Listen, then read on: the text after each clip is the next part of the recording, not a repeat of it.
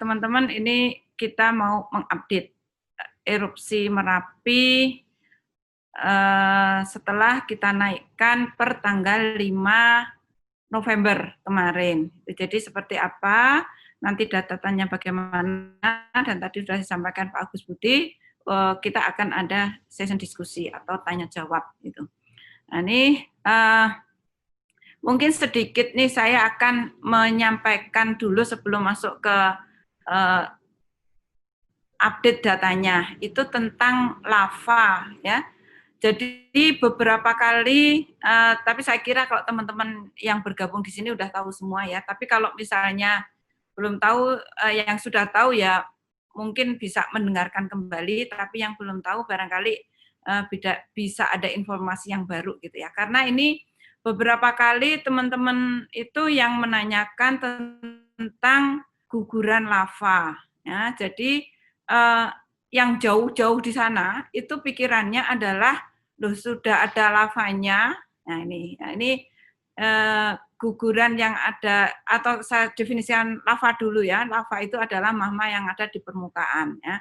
Nah, untuk kasusnya Merapi sampai saat ini, lava atau biasanya yang kita sebut dengan kubah lava itu belum muncul di permukaan sampai data yang kemarin ya. Nah, ini. Terus kemudian yang gugur, jadi kalau gempa guguran itu adalah saat ini itu adalah gempa guguran material lama atau lava-lava sisa erupsi yang dulu-dulu. Jadi misalnya lava 48 itu adalah lava sisa erupsi tahun 1948. Lava 1888 itu adalah lava sisa erupsi tahun 1888. Jadi kalau Gunung Merapi meletus, maka lava yang terbentuk itu tidak semuanya terlontarkan. Nah, sisa-sisa inilah yang disebut lava-lava lama yang sekarang jadi guguran. Jadi untuk lava yang baru sekarang belum muncul ya. Jadi kalau ada informasi ada muntahan lava, wah itu kayaknya kok itu bukan lava yang baru ya, tapi itu adalah material lama. Oke, itu kita kira-kira sedikit penjelasan tentang lava. Ya, saya akan mencoba untuk share data terkini kita. Mudah-mudahan nanti sedikit bisa memberi gambaran teman-teman semua. Nah, ini aktivitas Gunung Merapi sampai hari ini. Nah, jadi tanggal 11 bulan 11 2020. Emang bagus banget nomornya, benar Pak Agus Budi, 11 11 20 20 gitu ya. Ya, mudah-mudahan ini adalah memang bagus juga buat semua kita semua ya. Nih, tentunya seringkali kami sampaikan dan mungkin ini sudah berkali-kali kami tampilkan ya. Mudah-mudahan teman-teman nggak bosen, dan ini sekedar mengingatkan kembali kira-kira proses erupsi itu seperti apa, kronologi aktivitas yang sekarang ini itu seperti apa gitu ya. Nah, ini erupsi tahun 2010 ini yang kita sebut adalah pasca erupsi 2010, ini adalah kesamaannya adalah dengan 1872, erupsi besar. Sama-sama erupsi yang letusannya adalah eksplosif atau erupsinya eksplosif, yaitu sebesar VEI-nya adalah 4, jadi skala terbesarnya erupsi Gunung Merapi. Ya.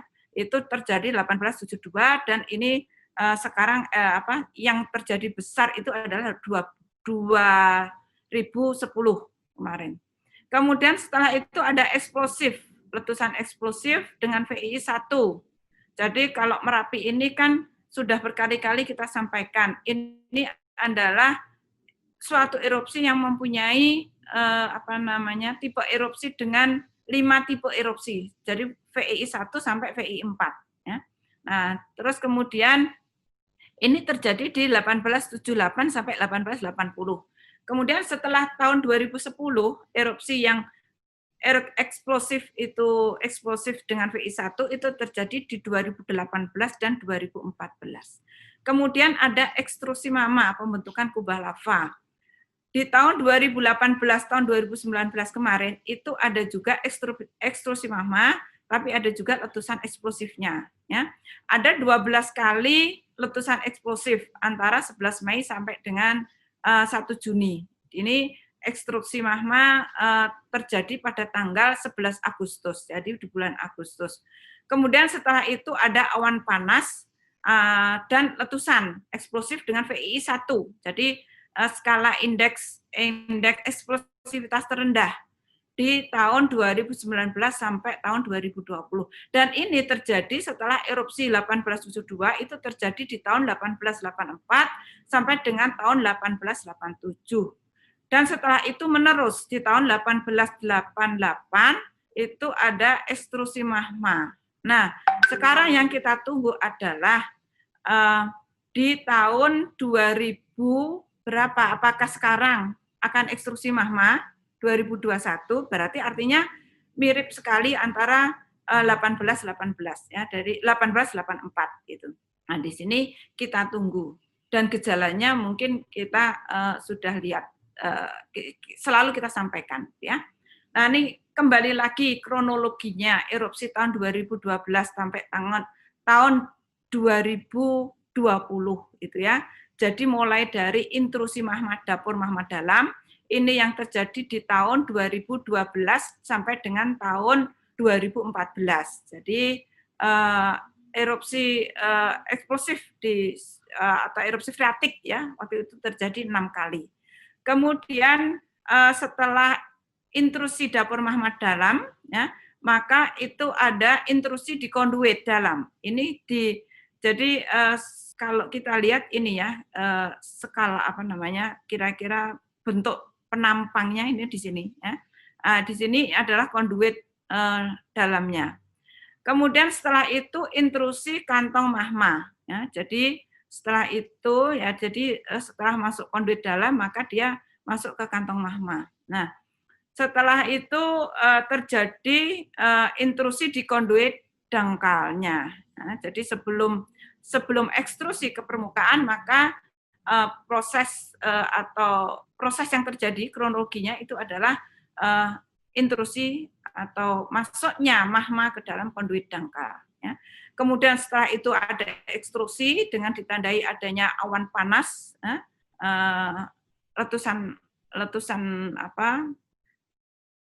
awan panas dan eksplosif kemarin itu guguran lava ya. Kemudian setelah itu terakhir adalah ada proses suplai magma baru dari dapur magma. Ini ada gejala-gejalanya semua. Ada tanda-tandanya berdasarkan data-data seismisitas kita dan juga data-data yang lain. Kemudian seismik saat ini seperti apa? Gitu ya. Nah, ini data sampai dengan hari ini. Ya. Ini adalah kita lihat ya setelah VTA-nya, vulkanik dalamnya, itu setelah Juni yang jumlahnya lumayan banyak, kemudian ini terjadi erupsi pada tanggal 21 Juni.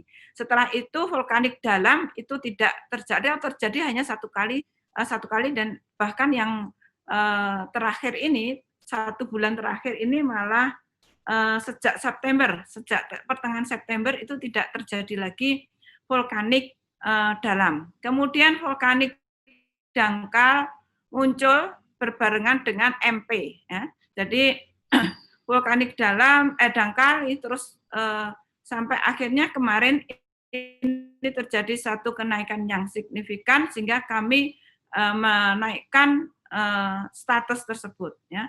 Demikian juga dengan rockfall-nya yang terus terjadi. Kalau dilihat dari energinya, ya, ini juga terjadi satu peningkatan. Nah, seismik ini kalau kita lihat, ini adalah stasiun kita itu mengelilingi Gunung Merapi ini ya. Jadi mulai dari yang puncak, kemudian juga yang ada di sekelilingnya. Ya. Terus kemudian bagaimana hiposenternya atau pusat terjadinya apa namanya gempa tadi ya. Itu yang kita lihat di sini ya.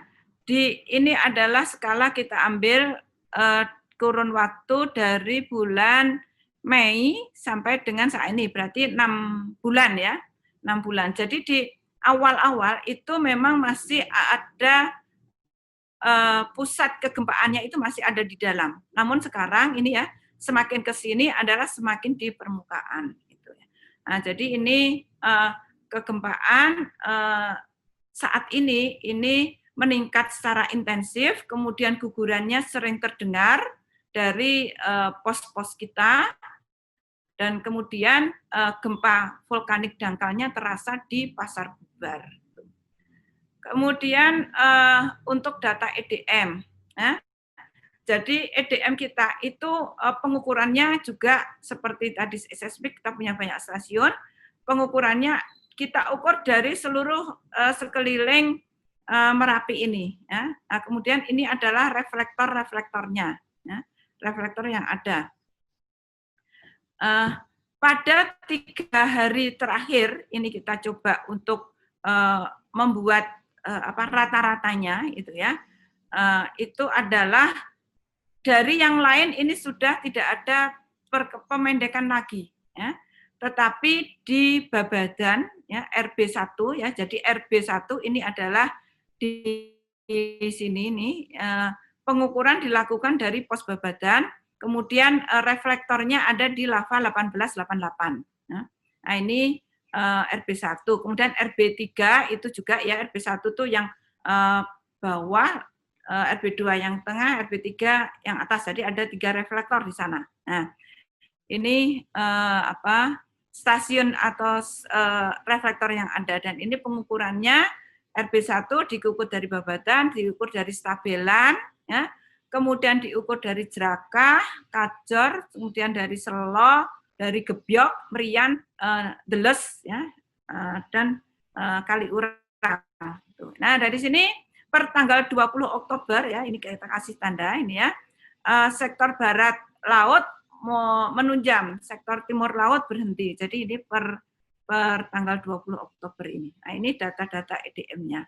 Kemudian untuk data drone ya, ini sudah kami sampaikan kemarin pada saat kita menentukan status siaga. Itu berdasarkan data drone tanggal 3 November itu tidak ada belum teramati adanya material baru yang ada di puncak itu ya. Kemudian morfologi dinding kawah terutama 88 dan 54 itu ya. Ini ada perubahan ya, disebabkan karena proses runtuh atau runtuhnya material tersebut gitu. Kemudian kondisi ini seperti apa, ini yang selalu ditanyakan. Ini erupsinya akan seperti apa toh gitu ya. Nah, ini yang selalu kita sampaikan juga ya, bahwa kondisi saat ini adalah masih ada kesamaannya. Kalau kita bandingkan dengan 2006, 2010 dan saat ini. Ya, jadi kita ambil rata-rata 3 hari menjelang munculnya kubah lava. Ya, jadi ini 3 hari menjelang munculnya kubah lava, ini VA-nya tidak ada, vulkanik dangkalnya 6, MP-nya 193 dan seterusnya ya. Kemudian ini 3 hari menjelang erupsi pertama. Jadi 3 hari menjelang tanggal 26 Oktober tahun 2010 ya. Ini data-datanya seperti ini ya. EDM Kaliurang waktu itu adalah 23 cm per hari. Kalau di tahun 2006 itu EDM Babadan itu 1 cm per hari. Kemudian kondisi saat ini ya per 11.11.2020 pukul 15.00 ya, rata-rata 3 hari ke belakang itu adalah VA-nya kosong, VB-nya 33, MP-nya 340, LF-nya 2, rockfall-nya 45. Dengan EDM di Babadan adalah 12 cm per hari. Nah, sehingga di sini seismisitas yang ada saat ini sudah melampaui menjelang munculnya kubah lava di tahun 2006 ya. Namun masih jauh lebih rendah dibanding menjelang erupsi tahun 2010. Tuh, nah ini yang menjadi catatan. Sehingga kenapa kami sampaikan ini kemiripannya adalah erupsi 2006. Namun demikian, karena tadi ini udah data-datanya sudah melampaui tahun 2006 itu sendiri, potensi untuk eksplosif itu juga masih ada.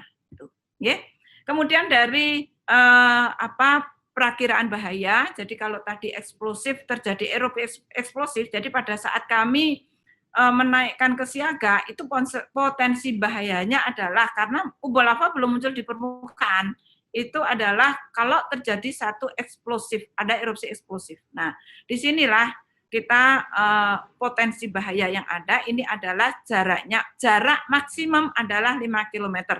Jadi bukan radius 5 km ya, jadi ini adalah jarak maksimumnya 5 km, kemudian kalau di sisi utara ya, karena di sini kan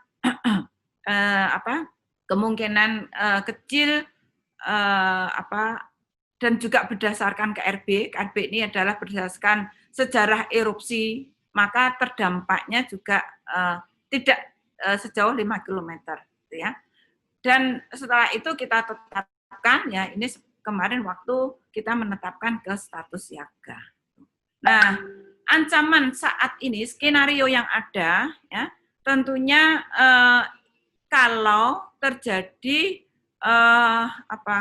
ekstrusi. Jadi tadi itu kalau kan kita sudah ada padanannya atau kemiripannya itu ada di 2006. 2006 itu adalah ada ekstruksi magma dengan kecepatan tertentu. Nah, ini sehingga kita akan kita membuat skenario itu ya, kalau ekstruksi magma meningkat sampai dengan 100.000 meter per hari, kemudian kubah lava memenuhi kawah mencapai 10 juta meter kubik dengan material yang akan dilontarkan itu perkiraan 50%. Jadi bahaya yang terjadi itu adalah sebagai berikut ya. Jadi ke Kaworo 6 km, kemudian ke Gendol 9 km, kemudian ke Opak 6 kilo, Kuning 7 kilo, Boyong 6,5, Kerasak. Nah, semua ini masih ada di KRB 3. Nah, ini untuk ancaman bahayanya kalau nanti sudah ada pertumbuhan kubah lava, dan tentunya kita melihat kecepatannya seberapa dan nanti volume maksimumnya itu berapa gitu ya. Nah, ini guguran saat ini adalah dominannya adalah ke Senowo, Lamat, dan Gendol dengan jarak maksimum 3 km. Ini jadi arahnya ke sini. Namun demikian juga terjadi arah guguran ke sini ya, ke arah Gendol. Apalagi ini bukaan kawah itu masih ke Gendol, sehingga potensi bahaya juga masih ada ke Gendol. Sehingga apa yang harus dilakukan saat status siaga? Ini kita mengingatkan kembali ya, apa status siaga itu gitu ya. Jadi di sini adalah penambangan di alur sungai-sungai yang berhulu di Gunung Merapi dalam KRB 3 itu kami rekomendasikan untuk dihentikan. Kemudian pelaku wisata untuk tidak melakukan kegiatan wisata di KRB 3, termasuk kegiatan pendakian. Ya. Kemudian tidak melakukan kegiatan di daerah bahaya untuk penduduk yang ada di sekitarnya supaya mengamankan surat-surat penting atau surat-surat yang berharga. Jadi siap siaga untuk melakukan kalau sewaktu-waktu terjadi peningkatan aktivitas yang signifikan dan sudah membahayakan, ya.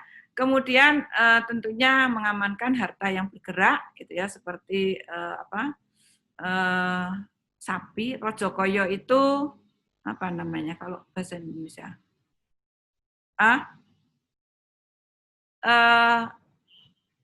Apa ya, golongan sapi ya gitu. Peliharaan ya, binatang-binatang peliharaan, sapi, kambing itu barangkali yang punya kambing gitu ya. Dan Rojobrono lah. Rojobrono ini ya misalnya ada masan dan sebagainya gitu ya. Kemudian kita menyiapkan tas siaga. Jadi ada di dalam rumah itu harus disiapkan tas siaga yang isinya adalah pakaian, senter, obat-obatan yang sederhana, radio, handphone, HT, makanan. Kalau handphone mungkin sudah dibawa terus ya ini ya. Nah, makanan-makanan kering barangkali yang bisa dimasukkan di dalam tas siaga. Kemudian minuman yang tahan lama ya, misalnya air putih, air botol barangkali yang bisa untuk siap siagaan sewaktu-waktu terjadi kenaikan atas. Kemudian segera mengungsi jika terjadi guguran lava atau awan panas yang terus-menerus. Nah, ini hal-hal yang harus dilakukan pada saat status siaga. Kesimpulannya seperti apa ya? Jadi indikator data pemantauan itu sudah melampaui kondisi siaga tahun 2006. Sehingga di sini masih muncul dua skenario. Ya, skenario adalah ekstrusi magma dengan cepat, skenario erupsi eksplosif. Ya. Keduanya berimplikasi estimasi waktu jeda yang pendek sampai dengan kejadian erupsi yang membahayakan penduduk. Sehingga statusnya kita naikkan, gitu ya. Kemudian saat ini data pemantauan baik seismik maupun deformasi masih terus meningkat menuju dekatnya waktu erupsi. Kemudian kalau jika terjadi erupsi eksplosif, kemungkinan tidak sebesar ya, insya Allah tidak sebesar tahun 2010 ya. Karena dasarnya apa?